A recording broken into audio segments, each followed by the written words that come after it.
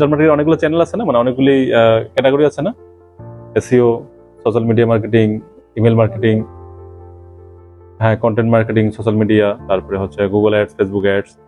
তো এই সব কিছু মিলেই হচ্ছে ডিজিটাল মার্কেটিং। তার মধ্যে গুরুত্বপূর্ণ হচ্ছে এসইও বা হচ্ছে সার্চ ইঞ্জিন অপটিমাইজেশন।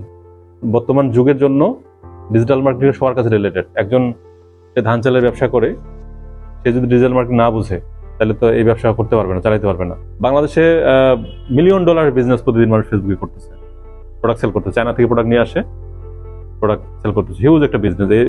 যেহেতু ডিজিটাল মার্কেটিং নিয়ে কাজ করি এবং ডিজিটাল মার্কেটিং সব থেকে বড় চ্যানেল হচ্ছে গুগল, আর গুগলে অনেকগুলি ইয়ে আছে, তো এই সব কিছু মিলে গুগলের অ্যাডের পরিমাণ সব থেকে বেশি, মানে সব থেকে বেশি স্পেন্ড করে গুগলে, হ্যাঁ, তারপরে ফেসবুক, তারপরে বাকিগুলি, ঠিক আছে। তো 98 সালে শুরু হয় গুগল, তারপরে হচ্ছে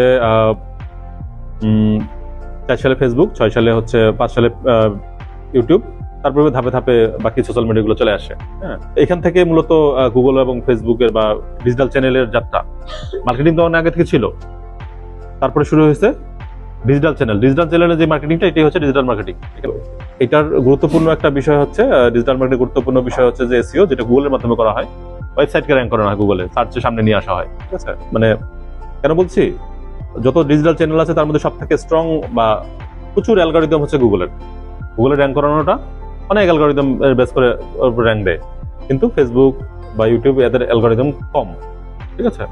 তো আমরা যদি গুগলের অ্যালগরিদমটা বুঝি, এসইওটা বুঝি, তাহলে বাকিগুলো মোটামুটি সেম, ঠিক আছে। তো আমাদের একটা ওয়েবসাইটের কাজ আসছে, ধরেন যে ওয়েবসাইটের ব্যাকলিং করা লাগবে। ব্যাকলিং বলতে কি? ব্যাকলিং হচ্ছে অন্য ওয়েবসাইটে আমার ওয়েবসাইটটার লিঙ্ক।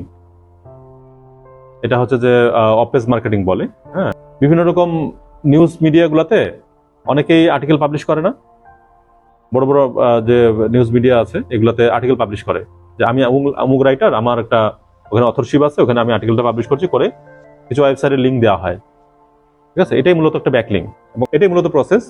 তো ব্যাকলিং আমরা হচ্ছে অনেক টাইপের ব্যাকলিং আছে। ব্যাকলিং এর কনসেপ্টটা বুঝলেই হবে আগে। ব্যাকলিং মূলত দুই ধরনের, একটা হচ্ছে ইন্টারনাল লিঙ্ক আর একটা হচ্ছে এক্সটার্নাল লিঙ্ক। ইন্টারনালের বিপরীতে এক্সটার্নাল।